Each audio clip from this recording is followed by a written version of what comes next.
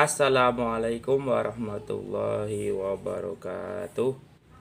Kembali lagi dengan channel Faza NDR.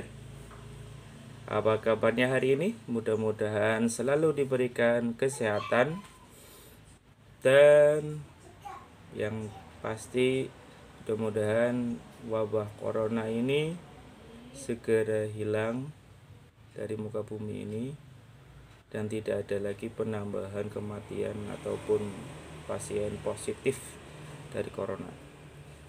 Mudah-mudahan kita semua bisa menghadapinya dengan kesabaran dan mudah-mudahan kita bisa lulus menghadapi ujian ini. Amin. Oke, untuk video kali ini akan saya berikan remedial khususnya untuk anak-anak dari SMP atau Al-Quran, khususnya lagi untuk pembelajaran IPA kelas 8 yang berkaitan dengan tekanan pada sebuah zat, baik itu zat padat, zat cair ataupun zat gas. Dan yang kedua adalah sistem pernapasan manusia. Ada 10 soal yang harus kalian kerjakan. Nanti saya tunggu sampai jam 12. Yang awalnya saya berikan waktu sampai jam 11, saya berikan kelonggaran sampai jam 12 siang. Nanti kalian tulis di kertas lembaran nama, kelas, kemudian mata pelajaran, kemudian langsung saja jawabannya. Soalnya silakan kalian simak. Untuk soal yang pertama, yaitu berkaitan dengan tekanan zat padat. Saya mengingatkan bahwasanya tekanan zat padat semakin besar gayanya atau beratnya, maka tekanannya semakin besar. Semakin kecil gaya atau beratnya, maka tekanannya semakin kecil. Akan berbanding terbalik dengan luas bidang tekannya. Semakin besar luas bidang tekannya, maka tekanannya semakin besar, semakin kecil. Kemudian semakin kecil luas bidang tekannya, maka tekanannya semakin besar. Jadi semakin kecil luasnya, maka tekanannya besar. Semakin besar luasnya, maka tekanannya semakin kecil. Ini berbanding terbalik. Soal yang pertama. Ada sebuah balok masanya 80 kg. Balok masanya 80 kg di atas sebuah lantai. Luasnya 0,4 meter persegi. 0,4 meter persegi. Jika percepatan gravitasi di tempat tersebut 10 meter per sekon, berapa besar tekanan balok terhadap lantai? Berapa besar tekanan balok terhadap lantai? Yang pertama. Yang kedua, kita masuk ke tekanan pada zat cair, yaitu tekanan hidrostatis, di mana rumusnya adalah P sama dengan rho kali G kali H. Saya ingatkan rho kali G kali H, atau biasa saya singkat dengan rho, tekanan hidrostatis. Soal nomor 2. Sebuah kolam kedalamannya 2 meter berisi air penuh.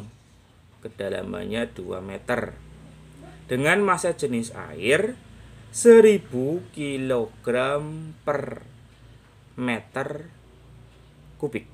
1000 kg per meter kubik dan percepatan gravitasinya 10 meter per sekon kuadrat. Kedalamannya 2, kemudian rho-nya atau massa jenisnya 1000 kg per meter kubik. Kemudian percepatan gravitasinya 10 meter per sekon kuadrat. Berapakah tekanan hidrostatisnya? Soal nomor 3. Masih berkaitan dengan tekanan pada zat cair. Kita masuk kepada hukum Archimedes, di mana hukum Archimedes itu menyatakan bahwasanya ada 3 posisi ketika sebuah benda berada di dalam air, yaitu posisi terapung, melayang, dan tenggelam. Tapi tidak itu yang akan saya tanyakan. Yang saya tanyakan adalah, coba kalian sebutkan alat-alat yang ada di sekitar kita yang menggunakan hukum Archimedes. Sebutkan 4 alat-alat yang menggunakan prinsip hukum Archimedes. Ada 4, silakan kalian sebutkan 4. Kemudian yang nomor 4 masih pada zat cair, yaitu pada bejana berhubungan. Ini juga sama. Kalian sebutkan sebuah alat yang sederhana saja yang berkaitan dengan bejana berhubungan, yang menggunakan prinsip bejana berhubungan. Kalian sebutkan 5. Kalau pada Archimedes 4. Kemudian kalau pada yang bejana berhubungan kalian sebutkan 5. Karena sangat banyak sekali. Bahkan di rumah kita pun banyak. Yang nomor 4. Kemudian kita masuk ke pertanyaan nomor 5. Kita masuk ke tekanan pada zat gas.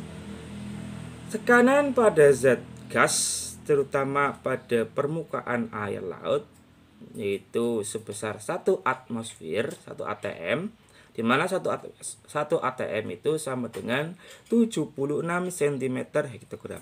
76 cm hektogram.